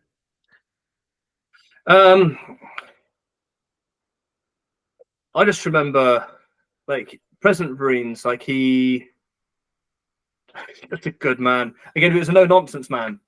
So I just remember going up for my first testimony, because depending, you know what it's like as a missionary. Not everyone's quite got the articulation quite yet down. So like he would just do his thing, probably write his notes, think about dinner, whatever it is, and then like I did my one. I went up for the first time. I'm gonna be brave. I'm gonna go up. I think like within like 20 seconds, heads down. It's just like no, that doesn't work. Not for me. It's like, oh no, disappointed by President Briggs. But so yes, and then they flapped but yeah, it's so yeah, President, like I just enjoyed their time and how honest they were. And Sister Briggs, again, it was just your mum. It's just like she was like, oh, sort that out. It's just like on your shirt or something, like, oh, thank you, yeah, perfect. No boundaries whatsoever. Like, cool, just your mum. It's true. They were, and I think they were just wonderful people. And I think it must be a prerequisite to be a mission presidency, but like that and minted, like lots of money for the American folks or anyone else. So yeah, it's just and then that's my kind of main memory for them too. And then Sister Vereen, I just remember her. I think one of these zone conferences, I can't remember exactly what she said, but it's like women deserve to have nice things and to feel validated. just like okay. I think again there were two separate points, but I think how did she word it? Because it was really good. But it was along those lines of being like feeling safe. That's the one. Women deserve, like, they should feel safe. And as I think she wants to talk about her husband, I'd imagine, and then as missionaries teaching people and like allowing it, like feeding it in. But in terms of relationships, like as a husband or a partner, or like even as relationships as a brother, friend, it's like one thing you need to do is help the person feel safe. And again, it's like in your relationship with my wife, is like she needs to feel safe where she is, needs to feel included, supported, validated, worth what, like all these different things. So yeah, it's that's the one thing, and it's more President Frederickson where we just chatted about stuff. And I think one of the things he said, and when we chatted, is like, I can't remember, is like being a mover and shaker. Like you have to be around movers and shakers to be a mover and shaker. Like you can't, not looking into being like in this kind of like the right field. You have to be around them to be with them. But you can't just do it over here. So like it's that's one of the things I remembered for that. But I just remember him having a demolition company, and like him making his own lake. So he's living within his means by making his own lake. Work that one out. But like it's just like, okay, cool, rock on. But like, and I think again later on in life when you speak to and job higher up people in different vocations, where you're gonna like, oh, and the manager directors come in, it's like, I've spoken to multi-billionaires one-on-one, and so I'm not faced by talking to people in positions of influence or power, because I've spoken to a lot. So it's really helped out in that sense. But for how successful, affluent, and they were so accessible as people individually. I was really grateful for that, because I needed that. I always need to be felt like an individual, always need to feel like I can talk to an individual.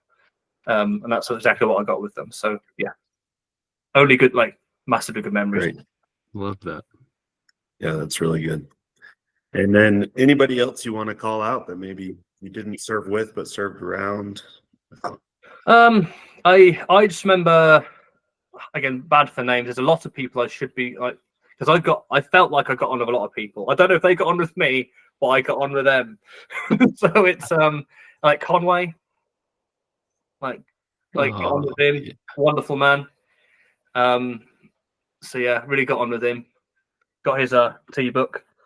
Honestly, I'm glad I kept this. Got his entries. I see Nay. I need to like Elder Nay, who was just a big giant of a man. Pattenden I got on well with. served around.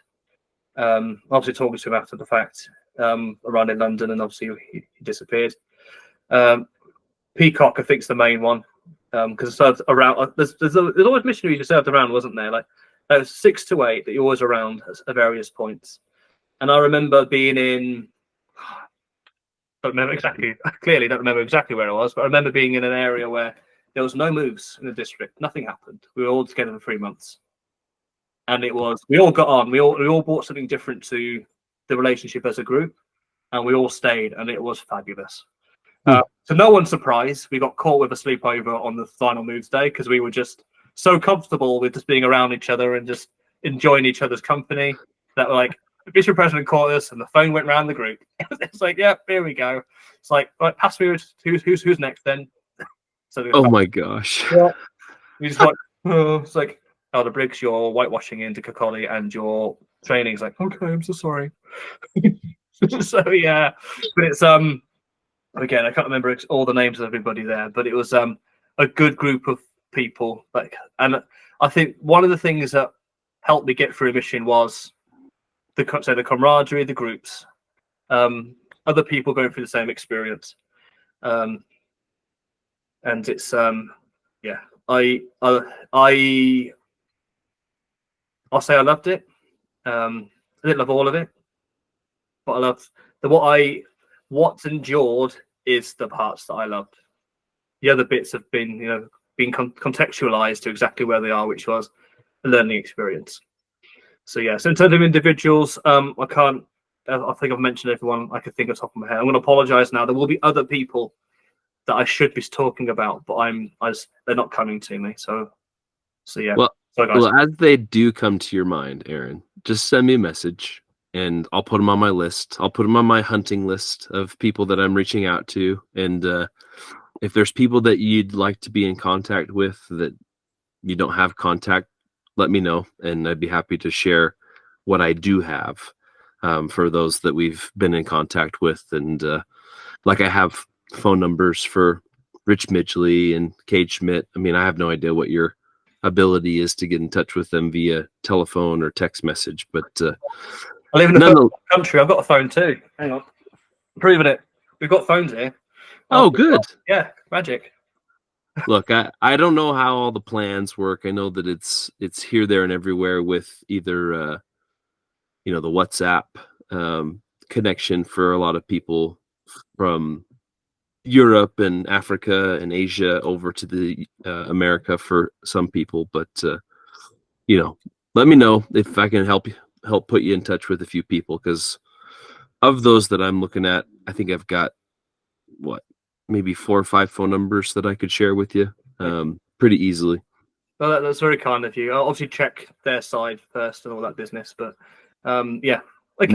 No, you're just gonna reach out to them. It's easy. I'm sharing it with them, and they can't give permission. Some of them haven't come on the podcast, so they haven't told me that I can't share it, so that's their fault. There you go. That's their fault. Yeah, good stuff. Well, Aaron, just to kind of close out our conversation here, thank you for taking the time to come on. This podcast doesn't happen without people like yourself giving us an hour or 2 of your day to share your fun experiences. And honestly, it's been an amazing journey for Jack and I to enjoy and listen to. And I know that those that will listen will appreciate your experiences. And you're a prerequisite at the beginning, obviously, of being able to recognize that there were mental health and other challenges going on that I'm sure many of us dealt with. You weren't alone in that. It was just recognizing that was what it was in the moment. But again, thank you for making time. And we ultimately want to express how much we love you. You're our brother in Scotland. Thank you for being one of those valiant ones that served with us in that land. And we're so grateful that you're our brother in Scotland. So thanks for coming on again. That's all right. No, thank you. It's been a delight. Thank you very much, gentlemen. Awesome. Well, we'll be in touch more throughout this week as we prepare to get this going live here in the next few days. But I'll give you a cheerio and wish you well as you cheer for your nation today. And we'll talk more soon. Yeah, no worries then. Thank you very, very much. Enjoy the rest of your day. All right, sounds good. Cheerio then. Thanks, Aaron. Good one, gents. Bye. Bye. Bye.